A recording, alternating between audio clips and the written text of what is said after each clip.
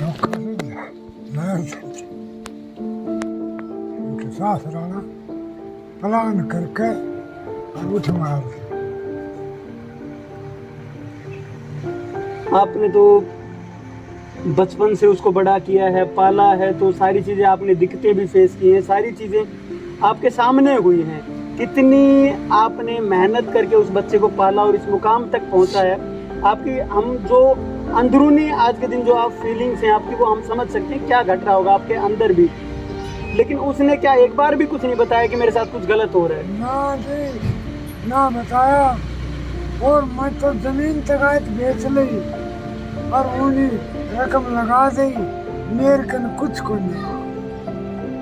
और भात पर आयो था तो तमाम मैं कमाया था वही मैं लगाया हूँ कन पैसे। वापिस भगा दिया।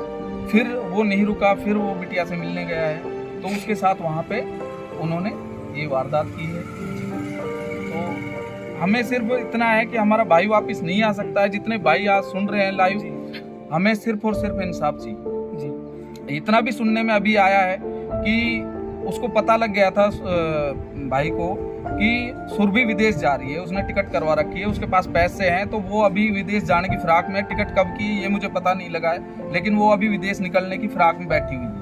ये उसको पहले से ही आभास हो चुका था। वो बताएगा एक्चुअली इसको पैसे में सेल पास दिया हुआ है जो खून वाली गोली पोस्टमार्टम हुआ जब मैं भीतर था, बिल्कुल गोली की और दूसरी गोली आती है उसकी अलग पहचान और पूरा शरीर लीला था। मैंने देखा अपने भाई को कहीं चोटें, कोई चोट नहीं थी, पूरा शरीर सातड़ मुंह ये साथी सब लिल्ली। नमस्कार, आप देख रहे हैं स्टेट न्यूज हरियाणा और मैं हूं अमित अमन। आज हम पृथ्वीपुरा गांव में पहुंचे हैं। राव पृथ्वी सिंह जो कि जाने माने इस देश के रेसलर थे, WWE में अपना जो परचम है वो लहराया हुआ था और अभी 2 दिन पहले ही पता लगा कि उनकी संदिग्ध परिस्थितियों के अंदर मौत हो गई है। तो वही पूरी जो बात है वो जानने के लिए हम लोग गांव के अंदर पहुंचे हैं और ये सामने जो घर आपको दिखाई दे रहा है ये वही घर है जो राव पृथ्वी सिंह का घर है। तो इसी सोच करेंगे उनके जो पिता है राव पृथ्वी सिंह के, वो भी आपके सामने यहाँ पे मौजूद है। तो इनके ऊपर क्या बीत रही होगी, क्या पूरे परिवार के ऊपर गुजर रही होगी। और शान तो पूरे देश की थे राव पृथ्वी सिंह, तो इस देश के ऊपर ना सही, लेकिन यहाँ अगर गांव की बात की जाए तो इस गांव के अंदर क्या कुछ चल रहा है पिछले 2 दिनों के अंदर, वो सभी चीजें जानने के लिए हम लोग यहाँ पे मौजूद हैं। चलिए पहले इनसे हम जान लेते हैं। सर पहले तो आप अपना नाम बताएं, परिचय दें आप। मेरा नाम मोहनलाल, गांव पृथ्वीपुरा जी का रहने वाला हूँ। मोहनलाल जी, क्या हुआ था, क्या घटना थी? भाई हमारे गांव की और अपने देश की एक शान थी और एक बहुत अच्छा खिलाड़ी था, जमींदार का बालक था और वो अपनी सीढ़ी चढ़ता जा रहा था।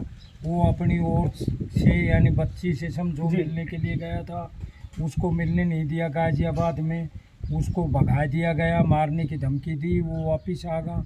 उसके बाद में वो यहाँ उत्तम नगर आ गया, उत्तम नगर गया तो उसको भीतर बैठाया और कुछ पानी में मिला के दे दिया। बाहर आया तो एक रिकवरी ड्राइवर ने कहा कि भाई तेरे मुंह में तो बदबू आ रही है। उसने वो बदबू का नाम सुनने से दिमाग में क्या रहा, उसने अपने फ़ोन के ऊपर लाई छोड़ दी और जो उसका दिमाग काम किया वो बोल गया। बदबू किस चीज की आ रही थी? वो जहर की आ रही थी, सेल्फास की गोली थी। जब पोस्टमार्टम हुआ, जब मैं अंदर था, सेल्फास की गोली खाई जी। तो वो किसने खिलाई थी, खुद खाई थी? क्योंकि अभी जो न्यूज फैली हुई है उनके अंदर बताया जा रहा है कि सुसाइड किया था। तो हुआ क्या था? वो सर सुसाइड तो अब हम बिना देखे तो कोई कुछ भी बोल सकता है, पर बाहर उसके पास कहाँ से गोली थी, वो ऐसा काम, और उसको गोलियों के बारे का तो मालूम ही नहीं है। जी जी। गोली क्या चीज होती है। और वो भीतर गया, उसको वो काढ़ा क्या आता है पीने वाला, उसमें डाल के दे दिया और पी लिया। बाहर आया के कहा कि मुझे गोलियां खिला दी। वो लोगों की बोलने की मिस्टेक है या लोगों की सोच की मिस्टेक है। अंदर से ही जहर दिया गया है और सेल्फास गोली थी। पोस्टमार्टम हुआ जब मैं मेरे भाई के पास था, मैंने खुद देखा है। अभी आपने कहा कि 3 दिन पहले वो जगह भी गया था जहाँ पे घर था, वहाँ पे भी गया था। तो वहाँ क्या कुछ हुआ था? वहाँ गया, इसको मारा और पुलिस को बुलाया कि इसको थाना में हैंडओवर कर दिया। जी पुलिस वालों ने कहा कि भाई दोबारा मत आना तू, जी तो एक पहलवान है और बहुत अच्छा आदमी है, इसलिए हम तेरे को छोड़ रहे हैं। वो हमारे परिवार को किसी को नहीं बताया और वो अपने आगा ठइए। दूसरे दिन उसके दिमाग में क्या आई, वो मिलने के लिए चला गया। वो अंदर बैठाया, कोई क्या बात हुई अंदर की तो हम बता नहीं सकते, पर उसको जहर दिया गया है। जब बाहर आया तो ड्राइवर और 2-3 आदमी चिल्ला रहे, झगुंडा रहे। उसने कहा है, बोले हाँ तेरे को जहर दे दिया। उसने फोन काटा और लाई, उसका दिमाग काम नहीं कर रहा था, बोल क्या रहा था निकल क्या रही थी। जहर दिया गया है। मैं जी उनके नाम बताए थे वहाँ 3 आदमी के, उसकी घरवाली 2 आदमी और प्रेजेंट, वैसे 8 आदमी का नाम। उन्होंने मिल के ये साजिश किया था। फिर वो मकान मालिक उसको भीतर जाने नहीं दिया। आप भी जाना चाहो या हम किसी को नहीं जाने दिया, क्यों वो किताब थी उनकी। और वो 8 आदमियों ने ये गठित किया हुआ था और वो अंदर थे। पिलाए के उसको धक्का दे के ताला बंद कर दिया। फिर उसने वो ड्राइवर बोलने से फ़ोन में पता नहीं उसके दिमाग में क्या था, क्या बोल रहा क्या नहीं, दिमाग उसका कोई काम नहीं कर रहा था। उसके बाद में वो ड्राइवर ने ही वो PCR मंगाई। PCR उसको दीनदयाल हॉस्पिटल ले गई। वहाँ उसने 12-1 बजे करीब दम तोड़ दिया। 4 तो बजे। मतलब आपके परिवार में से वहाँ पे कोई भी पहुँच नहीं नहीं पाया? पहुँच ली थी, मेरी चाची गई थी, 2 बहन गई थी, 2 बटे हो गया। 2 बजे पहुंचे। 2 बजे तब तक किस हालात में जिंदा था उसमें? जिंदा था उसे। क्या कुछ आप लोगों को बताया कुछ परिवार नहीं को? बताया किसी को, कुछ बोला भी नहीं थी, दम तोड़ दिया। धड़कन थी। हाँ बस थोड़ी थोड़ी धड़कन थी। ये बोल रहा था अच्छा, मामला आपसे बात करूंगा। जो मामला है वो पति पत्नी के बीच का बताया जा रहा है और बताया ये भी जा रहा है कि लगभग 1 से 1.5 साल पहले ही लव मैरिज की थी उसने। तो क्या पति पत्नी के बीच में कैसे क्या अब बात ये है जी, वो है दूजबर। पहले वो 2 करोड़ रुपए ले आई हुई है जी ये कहीं खेल खाल खेल के लिए आया था। जो बेल्ट होती है क्या मिलता है वो परिवार को या किसी साथी को नहीं, पूरा उसी के नाम पर आता था। अब उसके हाथ मतलब में सारा जो पैसा आता था वो उसके खाते उसी में के जाता था। खाते में।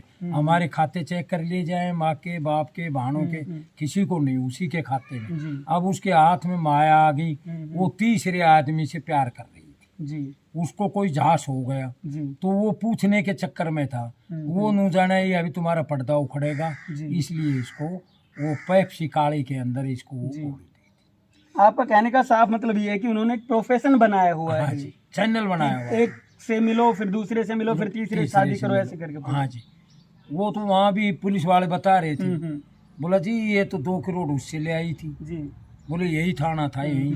तो पहले भी मतलब FIR वगैरह इस प्रकार की चीजें हो हाँ, रखी दर्ज है थाना में, पैसे दिए हैं तो दर्ज ही है। जी तो उसने पैसे का खेल खेल लिया जी, और कुछ नहीं। और तो तीसरी जगह जाने का उसका जी मन बन रहा था। अब वो फोटो मिल नहीं रही, कोशिश कर रहे हैं।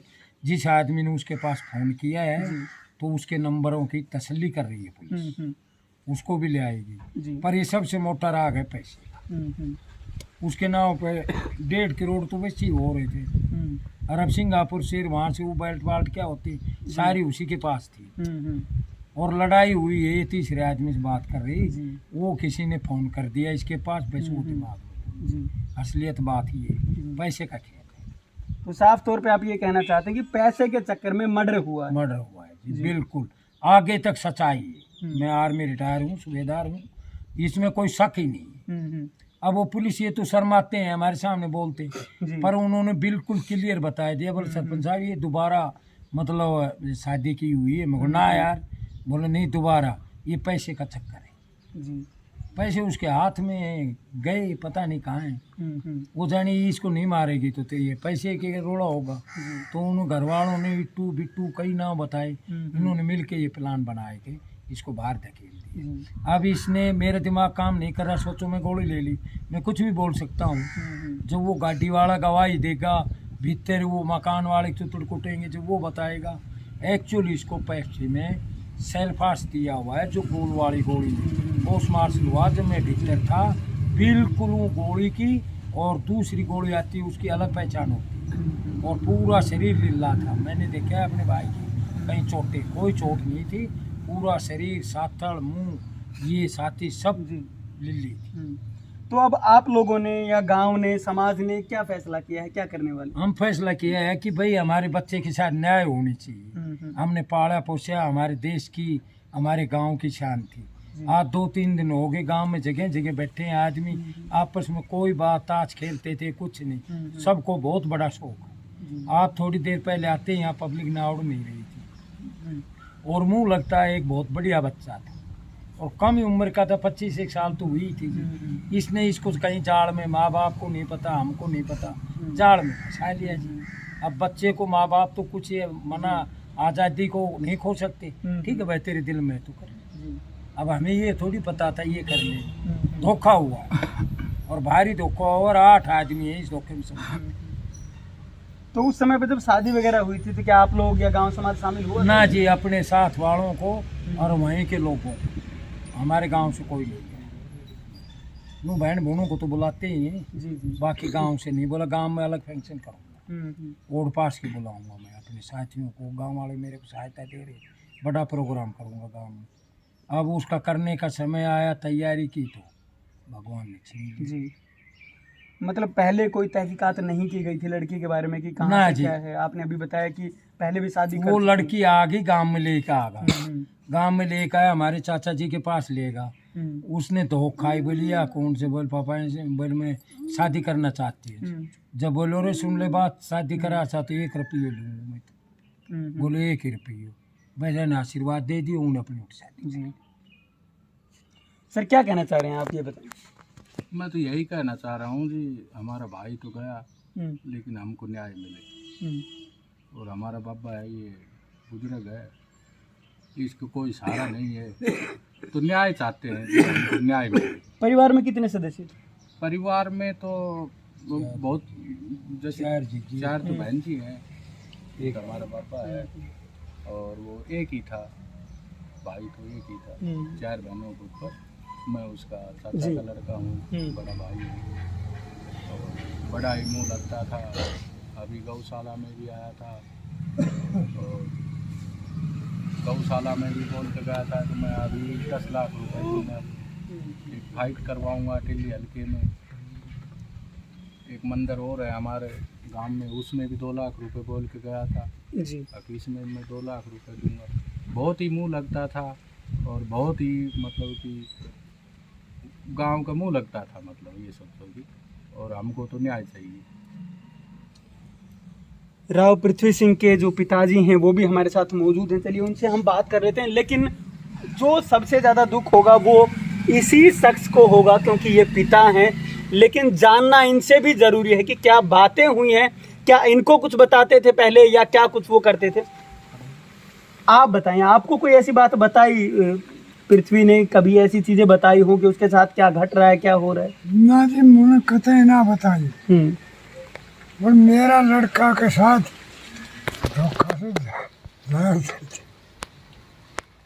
उनके साथ रहना प्लान करके और उठ मार दी।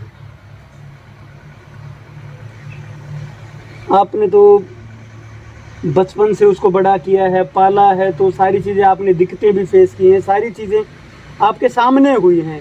कितनी आपने मेहनत करके उस बच्चे को पाला और इस मुकाम तक पहुंचा है।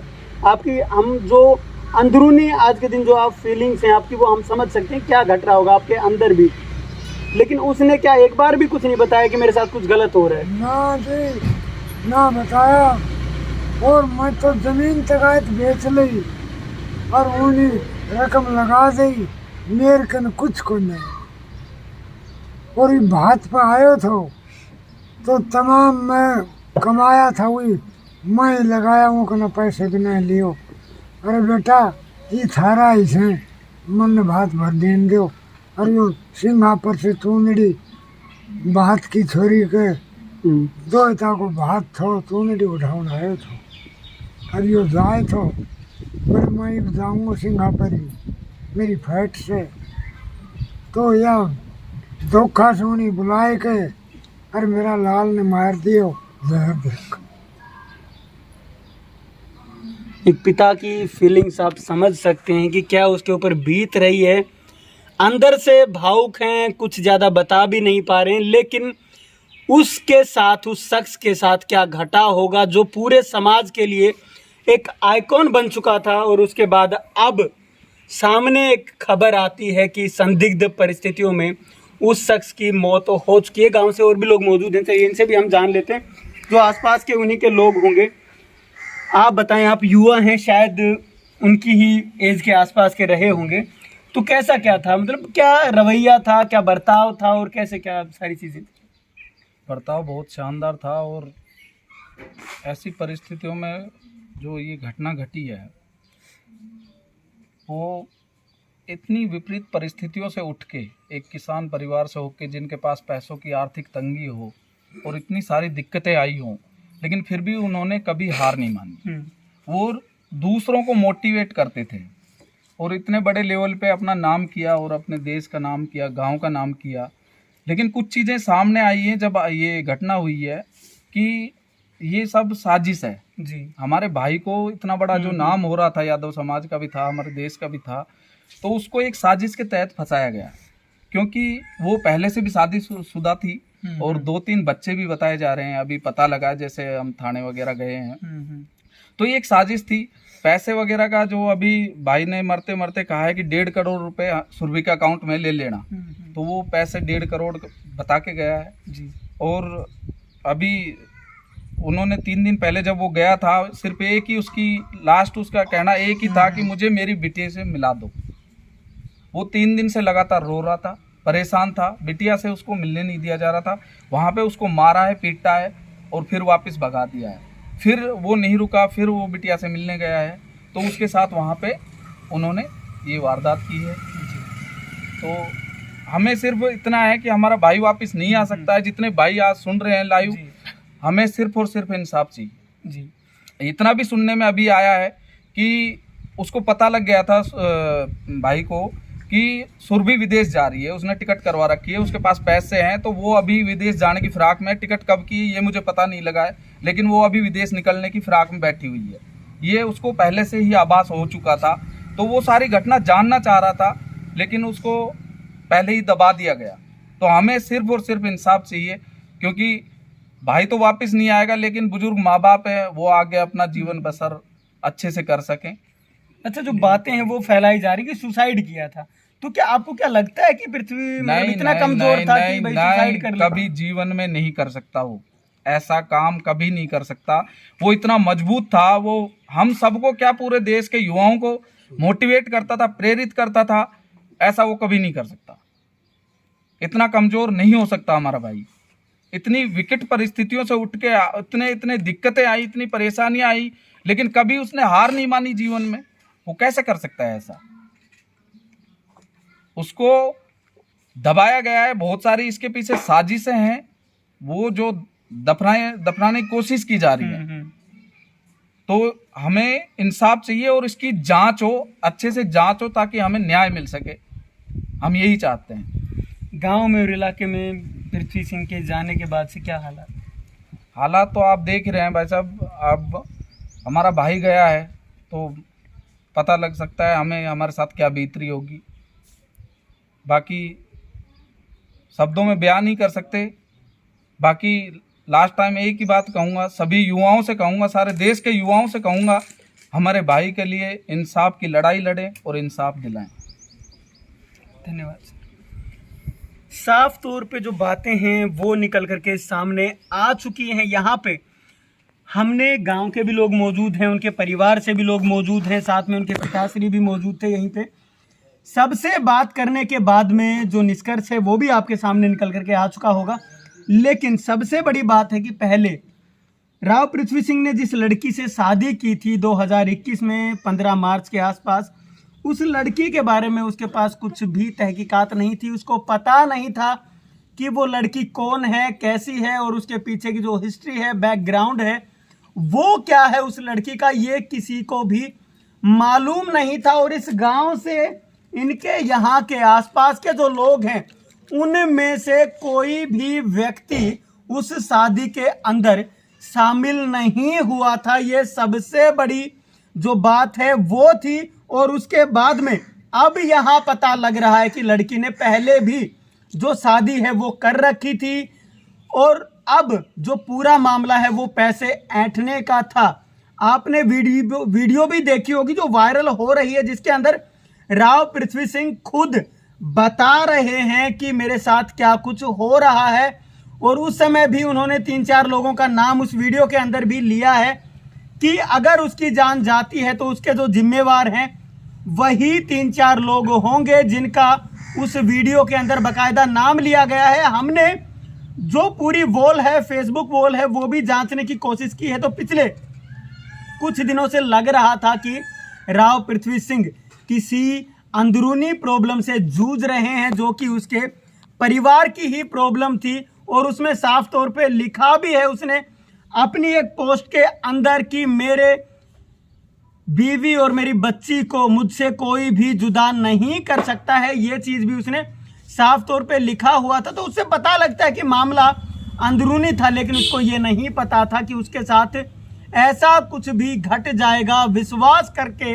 वो व्यक्ति वहां पे जाता है और वहां पे उसके साथ जो कुछ होता है वो आपके सामने है। अब जो सारी चीजें हैं वो आपको पता लग चुकी हैं, लेकिन अब एक समय है, तो समय वो है कि आप लोग उस शख्स के साथ कितने खड़े हैं। उस शख्स के साथ खड़े होने का समय आ चुका है कि उसको न्याय मिले। इस पूरे प्रकरण के अंदर क्या कुछ हुआ है, अब आप लोगों को क्या लगता है कि आपको उसका साथ देना चाहिए? क्या उस शख्स के साथ ये समय खड़े होने का नहीं है कि एक रेसलर जिसने कि ना सिर्फ अपने गांव का, अपने इलाके का, बल्कि पूरे देश का नाम इस दुनिया के अंदर रोशन करने का काम किया था, वही शख्स एक साजिश का शिकार हो चुका है और अब वो निगाहें उसको ढूंढती हैं, लेकिन वो कहीं भी नजर नहीं आता है। तो उसके लिए अब वक्त है खड़े होने का, ताकि उसको इंसाफ मिल सके। नमस्कार, धन्यवाद, जय हिंद, जय भारत।